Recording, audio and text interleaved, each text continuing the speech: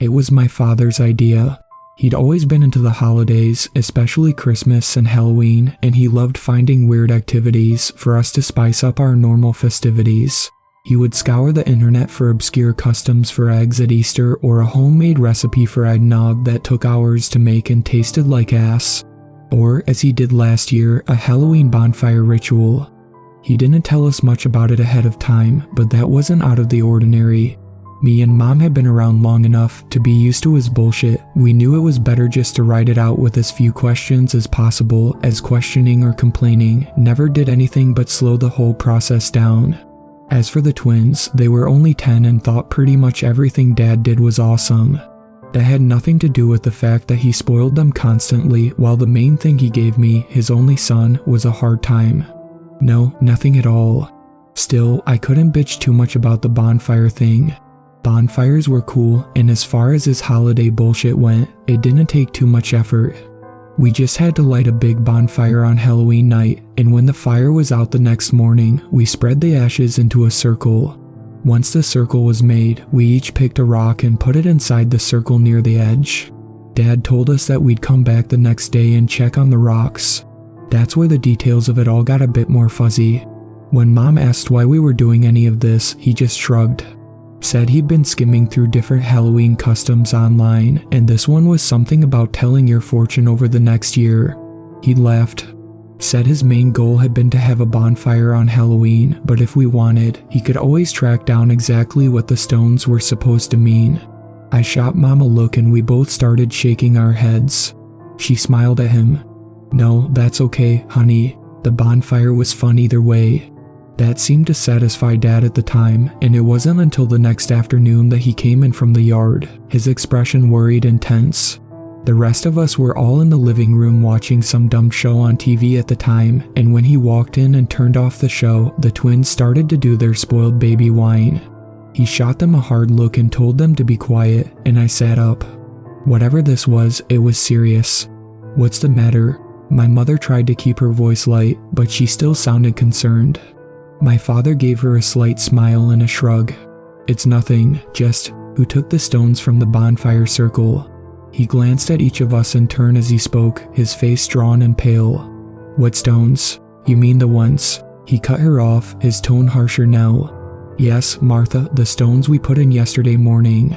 I just thought about it, and when I went to go check, they were all gone. So I want to know who took them. My mother frowned at him. Why would anyone take those rocks? Couldn't they have just rolled away or gotten moved away by the wind? Dad was already shaking his head. We built that fire on a level spot, and there hasn't been much wind the last few days. Definitely not enough to blow our rocks out of the ash circle. He turned his gaze back to me. So who moved the rocks? I met and held his gaze, though I could hear blood thrumming in my ears. Not me. I thought it was dumb to begin with. I mean, the bonfire was cool, but I never knew what the point of the rocks even was. Staring at me a moment longer, he finally shifted to the twins. Girls, did you take the rocks we put out there? No, Daddy, they said in unison. John, what's this about? What's the big deal? Martha, did you take them? Mom rolled her eyes. No, of course not. But what does it matter? Why are you upset about some rocks anyway?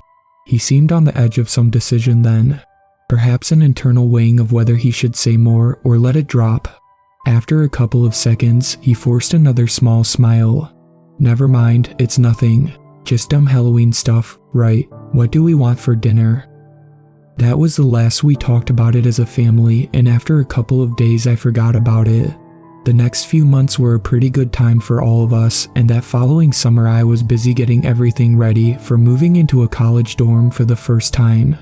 I was going to miss being close to my family and high school friends, sure, but there was also this nervous excitement when I looked into the unknowable future that lay before me. I was online looking at places I might want to get a job at near the campus when my father called me. I could barely make out anything he was saying because he was crying so hard.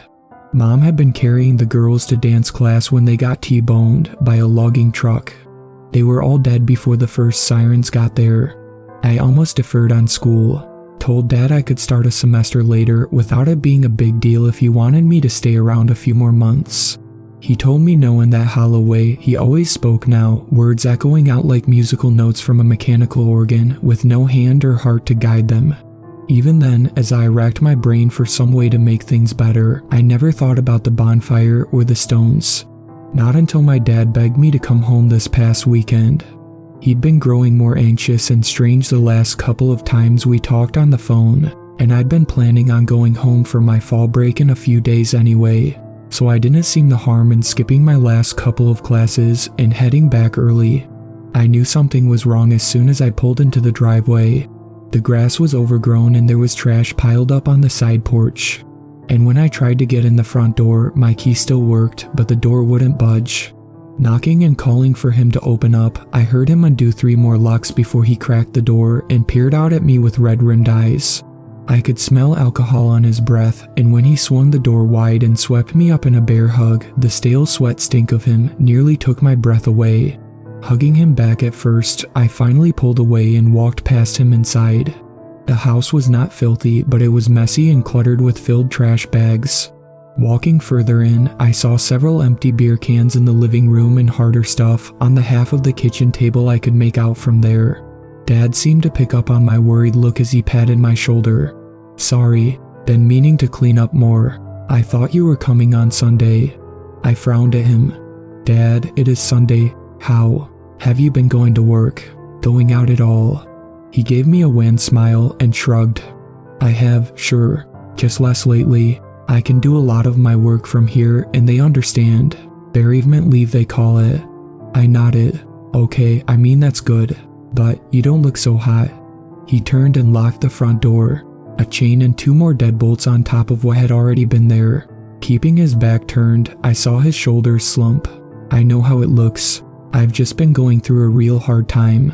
I feel like I'm somehow responsible for what happened to your mom and the girls." When he finally did turn, his face looked scared. "And lately, the more I think about it, the more afraid I am that the same kind of thing is going to happen to me and you. Crazy as that sounds." Sitting my bag down, I stared at him. "Dad, that is fucking crazy. That was the stupid truck driver's fault, not yours. What are you talking about?" Tears springing to his eyes, he looked up at the ceiling. "That bonfire.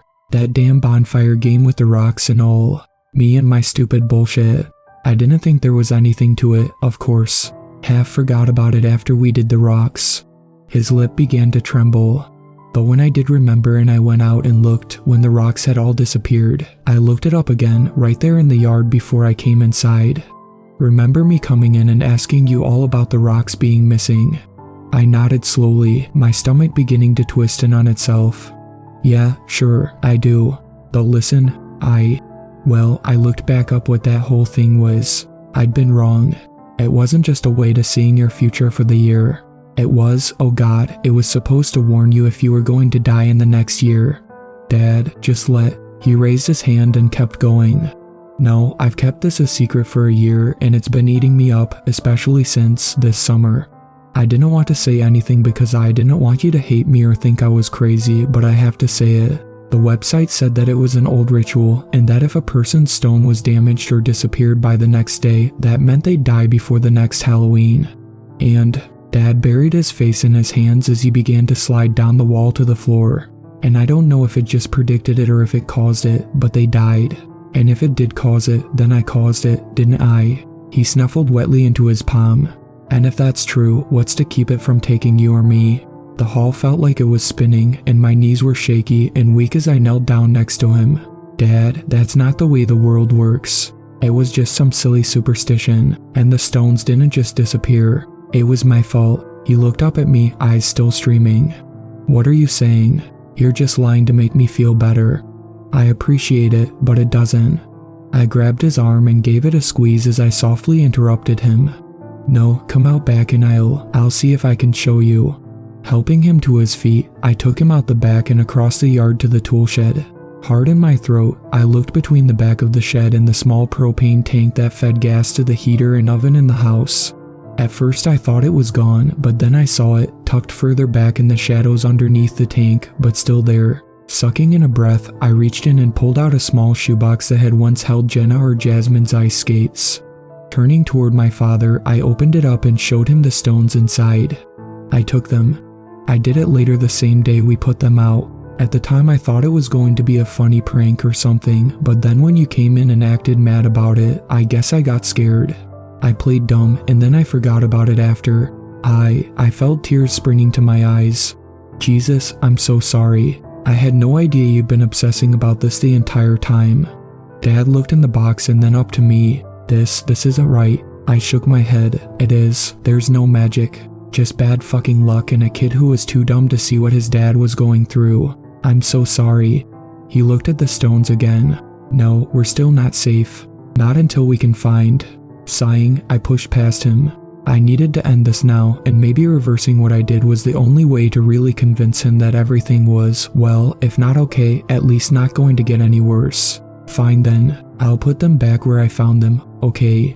I could still see the sooty edge of the ring of ashen spots, even after all this time. Was that strange? Wouldn't it have washed away a long time ago? Or the grass grown back there already? No, I was letting him infect me with his weird crazy grief. This needed to be over.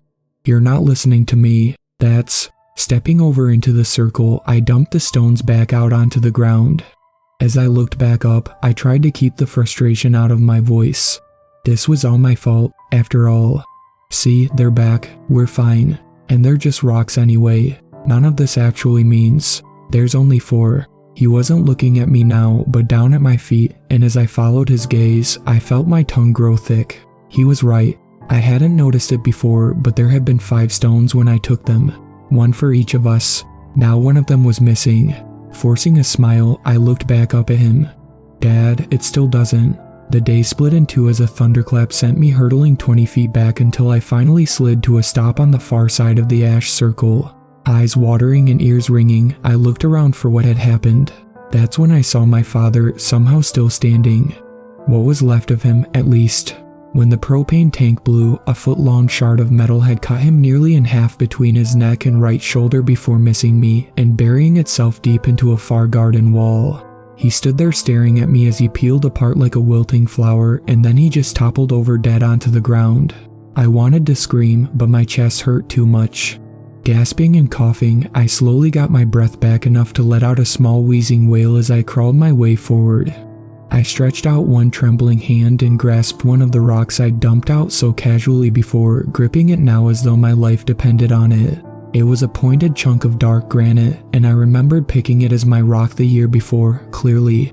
Letting out a weak sob, I crawled to put my rock in the center of the ash circle, far away from the uncertainty that lay beyond its edge, and nestled close to where the bonfire's light had once lived. And where, just maybe, I could still live too.